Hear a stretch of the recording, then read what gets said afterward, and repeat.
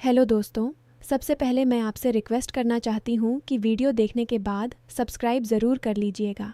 मैं इन वीडियोस को बनाने में बहुत मेहनत करती हूँ और इसी से मैं अपना खर्चा चलाती हूँ। जो भी सब्सक्राइब करेगा मैं दुआ करती हूँ कि उसकी ज़िंदगी बहुत अच्छी, अमीर और खुशहाल हो। प्लीज़ प्लीज़ सब्सक्राइब कर लीजिएगा।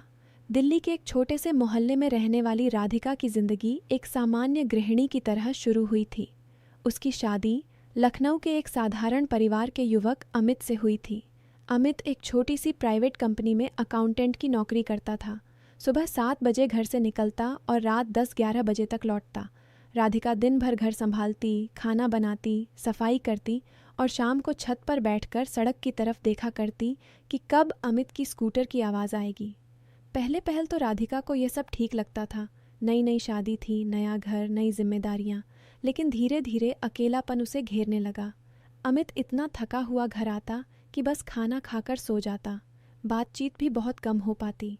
राधिका अक्सर सोचती, क्या यही तो जीवन है, बस काम, थकान और नींद। लेकिन वह खुद को समझाती कि अमित परिवार के लिए मेहनत कर रहा है, शिकायत करना गलत होगा। एक दिन अमित के माता पिता लखनऊ से दिल्ली आ गए। अमित ने बताया कि पिताजी की तबीयत कुछ दिनों से ठीक नहीं चल रही, इसलिए वे कुछ महीनों के लिए यहाँ रहेंगे। राधिका ने खुशी खुशी उनका स्वागत किया। सास कमला देवी बहुत मिलनसार और प्यारी थीं। वे राधिका को अपनी बेटी जैसा मानती थीं। लेकिन ससुर राम प्रसाद जी राधिका को पहले दिन से ही कुछ अलग लगे। उनकी उम्र करीब 60 साल थी, बाल पूरी तरह सफ़ेद, चेहरा सख्त, लेकिन आंखों में एक अजीब सी गहराई थी। वे ज़्यादा बोलते नहीं थे, बस चुपचाप सब देखते रहते। राधिका ने शुरुआत में इसे नज़रअंदाज कर दिया, लेकिन धीरे धीरे छोटी छोटी बातें उसे असहज करने लगीं। कभी रामप्रसाद जी छत पर बैठे उसे नीचे से घूरते दिख जाते, कभी रसोई के दरवाजे पर खड़े होकर देखते रहते। राधिका को लगता जैसे उनकी नज़रें उसके हर काम पर टिकी रहती हैं। वह खुद को डांटती, ये क्या सोच रही हूँ मैं, वे मेरे ससुर जी हैं, बुज़ुर्ग हैं, बुरा सोचना पाप है। लेकिन मन नहीं मानता था। घर में अब 4 लोग रहने लगे थे। अमित सुबह निकल जाता, कमला देवी पूजा पाठ और घरेलू कामों में व्यस्त रहती। राम प्रसाद जी ज़्यादातर समय आंगन में पुरानी किताबें पढ़ते या चुपचाप बैठे रहते। राधिका दिन भर अकेली महसूस करती। एक दोपहर जब वह रसोई में चावल छान रही थी, तभी उसे लगा किसी के कदमों की आहट हुई। उसने मुड़कर देखा तो कोई नहीं था। लेकिन जब वह वापस काम में लगी तो अचानक राम प्रसाद जी रसोई के दरवाजे पर खड़े दिखे।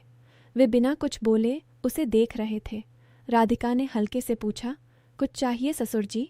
राम प्रसाद जी ने धीरे से मुस्कुराकर कहा, बस देख रहा था बेटी, तुम कितनी मेहनत करती हो। उनकी मुस्कान राधिका को अच्छी नहीं लगी। वह चुप रह गई और काम जारी रखा। लेकिन मन में एक अजीब सी बेचैनी पैदा हो गई।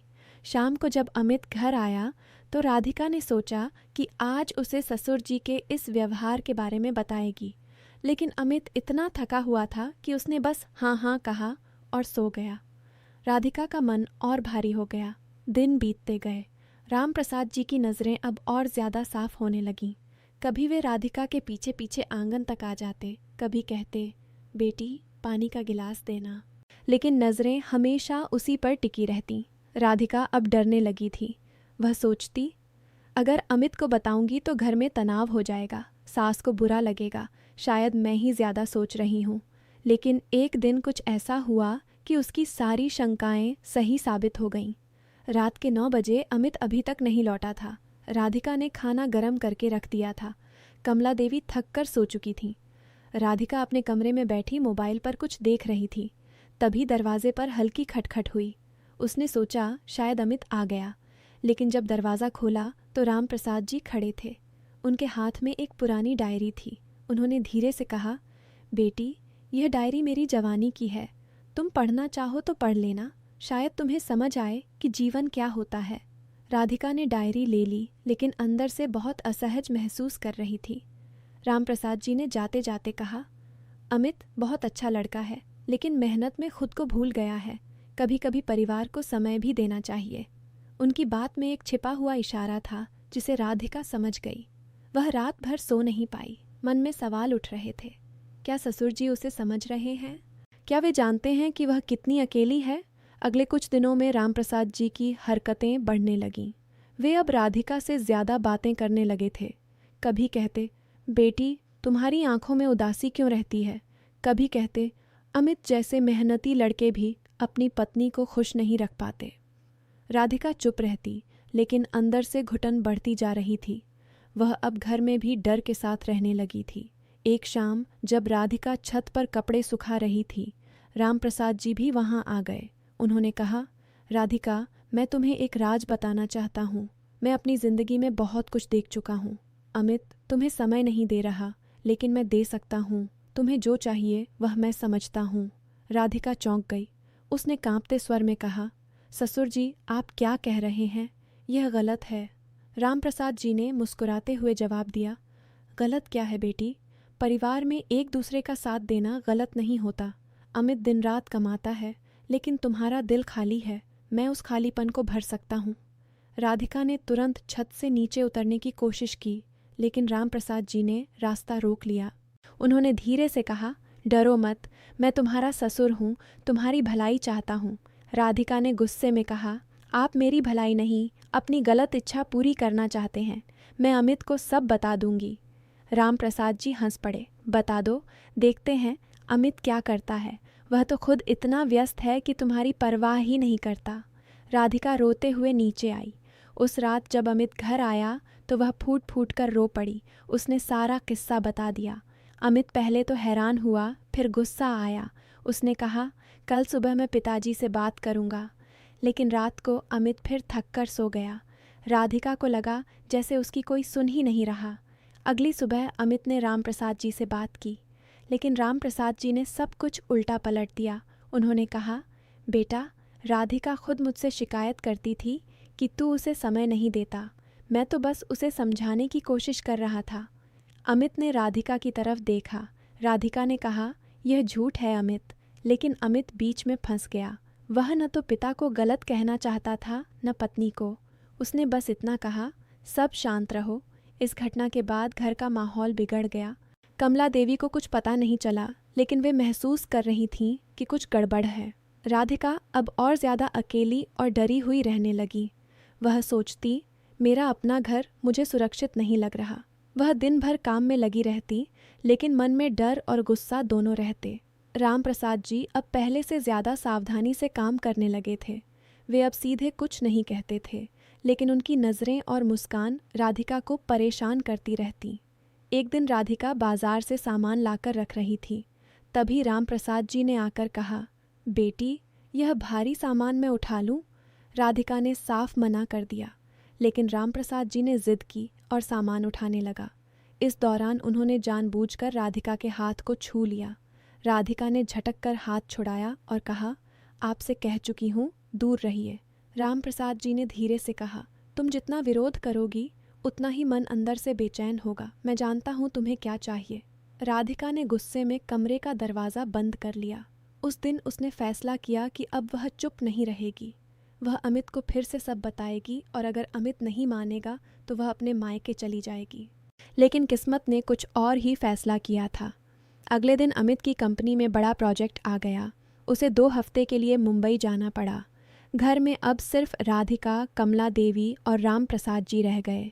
राधिका का डर बढ़ गया। वह रात को कमरे का दरवाज़ा अंदर से बंद करके सोती, लेकिन रामप्रसाद जी की कोशिशें जारी रहीं।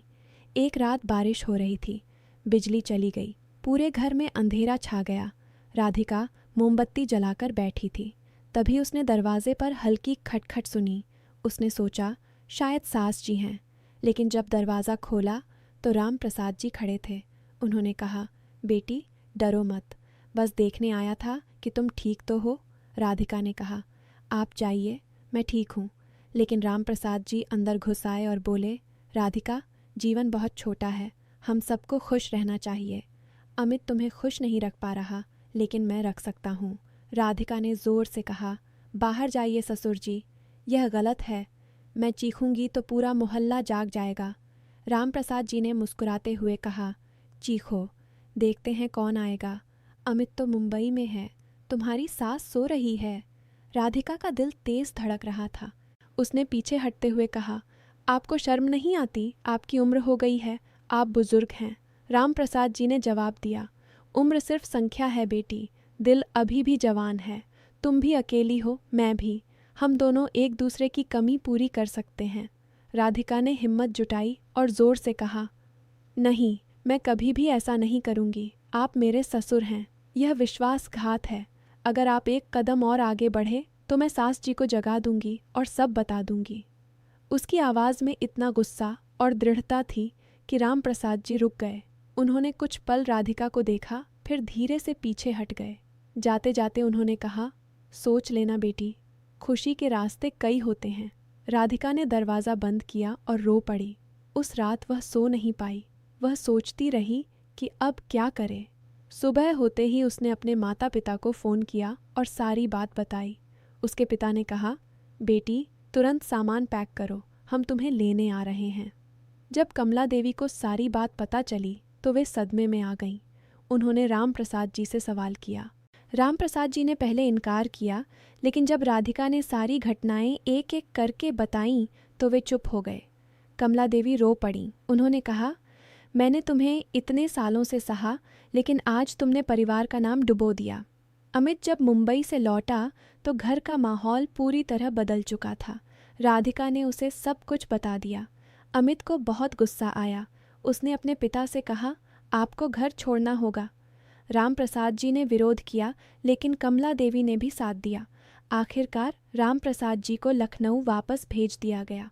राधिका कुछ दिनों के लिए अपने मायके चली गई। वहाँ उसने बहुत रोया। वह सोचती रही कि उसकी ज़िंदगी क्यों इस मोड़ पर आई, लेकिन धीरे धीरे उसने खुद को संभाला। उसने अमित से बात की और कहा, अब हमें बदलना होगा। तुम्हें सिर्फ पैसे कमाने से ज़्यादा परिवार को समय देना होगा। अमित ने भी अपनी गलती मानी। उसने नौकरी में कुछ बदलाव किए। वह अब जल्दी घर आने की कोशिश करने लगा। दोनों ने मिलकर एक नई शुरुआत की। राधिका ने भी घर के कामों के साथ साथ एक छोटा सा ऑनलाइन बिजनेस शुरू किया ताकि वह खुद को व्यस्त और आत्मनिर्भर महसूस करे। कुछ महीनों बाद जब राम प्रसाद जी की बात आई तो कमला देवी ने साफ कह दिया कि वे अब अलग रहेंगे। परिवार में विश्वास टूट चुका था। राधिका ने सीखा कि अकेलापन कितना खतरनाक हो सकता है और बुजुर्गों का सम्मान ज़रूरी है, लेकिन गलत इरादों को कभी बर्दाश्त नहीं करना चाहिए। अमित और राधिका अब ज़्यादा समय एक दूसरे को देते। वे साथ बैठकर बातें करते, घूमने जाते और एक दूसरे की परेशानियों को समझते। राधिका को अब अकेलापन नहीं सताता था। वह समझ गई कि रिश्तों में संवाद और समय सबसे ज़रूरी है। अगर समय पर बात न की जाए तो छोटी छोटी दरारें बड़ी खाई बन जाती हैं। राम प्रसाद जी की गलत हरकत ने पूरे परिवार को एक सबक सिखाया। सम्मान पाने के लिए उम्र काफ़ी नहीं होती, चरित्र भी ज़रूरी है। और परिवार की खुशहाली के लिए हर सदस्य को अपनी जिम्मेदारी समझनी चाहिए। राधिका अक्सर सोचती, अगर मैं चुप रह जाती तो शायद आज भी उसी डर में जी रही होती। लेकिन साहस से सच बोलने से ही सही रास्ता निकलता है।